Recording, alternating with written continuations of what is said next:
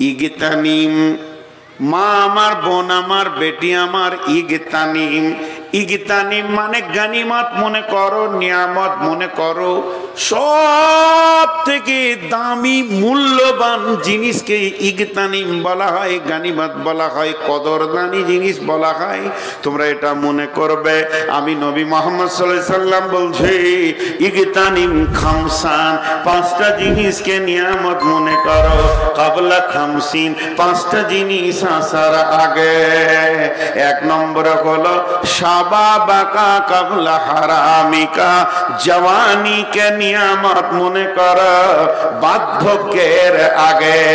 তুমি যেদিন জন্ম নিয়েছিলে, কি নারী কি পুরুষ, তোমার ভিতরে যৌন তরঙ্গ ছিল না, তোমার ভিতরে যৌবনের উতাল পাতাল ছিল না। কিন্তু যখন তোমার ঠিক বয়স এসে গেল, তোমাকে আল্লাহকে দরখাস্ত দিতে হয়নি, ডেপুটেশন দিতে হয়নি, লিখিত কোনো কাগজ পাঠাতে হয়নি, আল্লাহকে বলতে হয়নি আল্লাহ তুমি আমাকে জওয়ানি দাও, আমার বিয়ে করতে হবে এবং আমার সন্তান সন্ততি সংসার বানাতে হবে। কিন্তু আমার আল্লাহ ঠিক টাইমে পুরুষের 13 থেকে 14 বছরের ভিতরে যৌন তরঙ্গ দিতে শুরু করে দেন, উতাল পাতাল যৌবন আসতে শুরু করলো।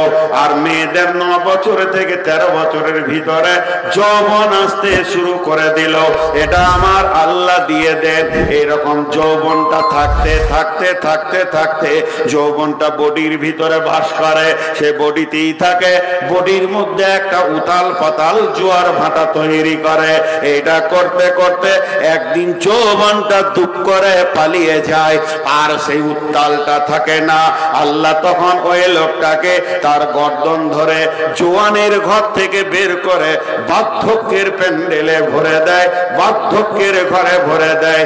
তখন যদি লোকটা মাথা ঠুকে কাঁদে, আল্লাহ তুমি একবার 18 বছর 16 বছরের জওয়ান বানিয়ে দাও, আর তুমি দ্বিতীয় চান্স পাবে না। বিশ্ব নবী বলছেন এই জওয়ানিটা হচ্ছে নিয়ামত, এই জওয়ানিটা হচ্ছে সব থেকে দামি জিনিস। তুমি খেয়াল করে রাখবে, তুমি হুঁশ করে থাকবে, অলসতায় জওয়ানিটাকে পার করে দিও না। ঠিক ঠিক ঠিক ঠিক কাজে লাগিয়ে নেবে, কারণ জওয়ানি একবার আসবে আর দ্বিতীয়বার আসবে না।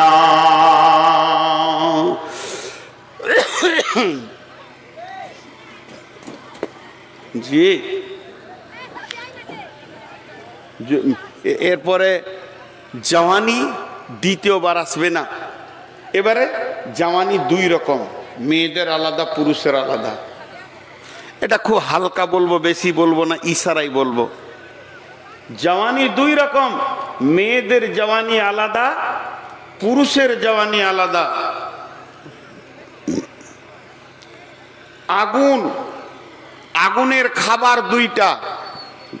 পেট্রোল হচ্ছে আগুনের খাবার, আর কয়লা আগুনের খাবার। আপনারা আমার কথা বুঝছেন কিনা? পেট্রোল আগুনের খাবার, কয়লাও আগুনের খাবার। কিন্তু পেট্রোলকে দেখলে আগুন দপ করে ধরে নেয়, যত তাড়াতাড়ি ধরে অত তাড়াতাড়ি ছেড়ে দেয়। আর কয়লাকে ধরার জন্য আগুনকে পাখা করতে হয়, ধর ধর ধর ধর করে ওকে পাখা করে যদি একবার ধরে নেয় তো লম্বা টাইম চলতে থাকে, ও আর চট করে ছাড়ে না। বুঝে এলো? জোরে বলেন, বুঝে এলো? তাহলে 2টা যৌবনের নাম কি দেবেন? একটার নাম চাপা, একটার নাম উগ্র। একটার নাম চাপা আর একটা নাম উগ্র। পুরুষের যৌবন হলো উগ্র, পেট্রোলের মতো, আর মেয়েদের যৌবন হলো চাপা, কয়লার মতো। পুরুষ যখনই স্ত্রী দেখবে, মহিলা দেখবে, সঙ্গে সঙ্গে সৈন্যের মতো রেডি হয়ে যাবে। যত তাড়াতাড়ি রেডি হবে তত তাড়াতাড়ি যৌবন জগৎ থেকে বেরিয়ে চলে আসতে পারবে। কিন্তু মেয়েদেরকে যৌন চেতনা দিতে গেলে সময় লাগে। যত সময় লাগুক না কেন, একবার চেতনা আসলে সেটা আস্তে আস্তে মিটাতে সময় লাগে। আল্লাহ তাবারাক ওয়া তাআলা 2 জনকে 2 রকম যৌবন দিলেন। এবার মেয়েদেরকে আগে বলি, ওরে আমার বেটি, আপনারা আমার দিকে একটু ধ্যান দেন, আমার কথার দিকে। আল্লাহ তাবারাক ওয়া তাআলা মেয়েদেরকে চাপা যৌবন কেন দিলেন? মেয়ে পুরুষের মতোই উগ্র দিতে পারত, কিন্তু তিনি চাপা দিয়েছেন, এর ভিতরে লম্বা কারণ রয়েছে। চাপা যৌবন এই জন্য দিয়েছে, মা আমার, বোন আমার, আপনাদের ডিউটিটা ভালো করে দেখলেন। বিসমিল্লাহির রহমানির রহিম। ফাসসালিহাতুন কানিতাতুন হাফিজাতুন লিল গায়বি বিমা হাফিজাল্লাহ। মা আমার, বোন আমার, আল্লাহ তাবারাক ওয়া তাআলা বলছেন, তোমরা সালেহা হয়ে যাও, নামাজি পরেজগার হয়ে যাও, পর্দায় रहने वाली হয়ে যাও, স্বামীর খিদমত করনে वाली হয়ে যাও, অল্পে সন্তুষ্টি করনে वाली হয়ে যাও। স্বামী যেমন ইনকাম এনে দেবে, ওই ইনকামের উপরে তুমি সন্তুষ্ট হয়ে যাও। আর কি করো?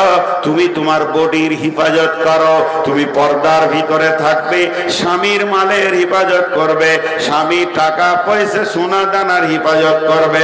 স্বামীর মাল বলতে স্বামী যেটা তোমার পেটে পৌঁছে দিয়েছে জরায়ুতে, ওটাও স্বামীর মাল, অর্থাৎ বাচ্চার হিফাজত করবে। তুমি ট্যাবলেট খেয়ে নষ্ট করবে না। 3 নম্বরে, মাথা থেকে পা পর্যন্ত তোমাকে মহারানা দিয়ে নিয়ে এসেছে, তোমার বডিটাও স্বামীর সম্পদ, অতএব এগুলি তুমি হিফাজত করবে। আল্লাহ তাবারাক ওয়া তাআলা এরই জন্য মেয়েদেরকে চাপা যৌবন দিল, যে এরা দীর্ঘ সময় এটাকে ধৈর্য ধরে নিতে পারবে।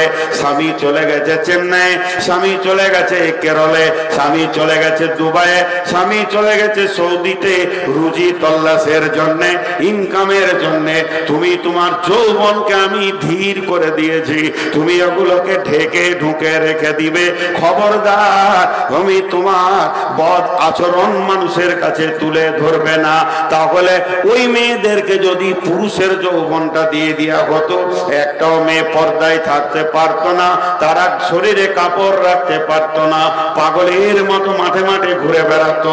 এর জন্য আল্লাহ তাবারাক ওয়া তাআলা ওদেরকে বাড়ির ভিতর আবদ্ধতার জন্য ওদের যৌবনকে আল্লাহ চাপা করে দিয়েছেন।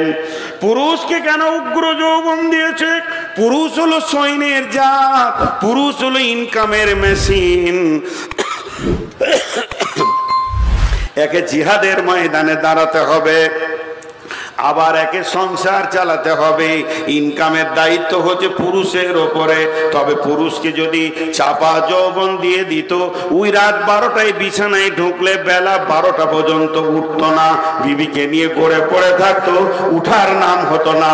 তাহলে পুরুষ যদি এত শিথিল হয়ে যায়, দোকান চলবে কি করে, ফ্যাক্টরি চলবে কি করে, ড্রাইভারি করবে কি করে, দেশ বিদেশ সফর করবে কি করে? এর জন্য আল্লাহ তাবারাক ওয়া তাআলা পুরুষকে দিয়েছে ক্ষণিকের যৌবন। তুমি বিবির কাছে যাও, কাজটা চট করে ছেড়ে নিয়ে আবার তুমি মার্কেটে বের হয়ে যাও।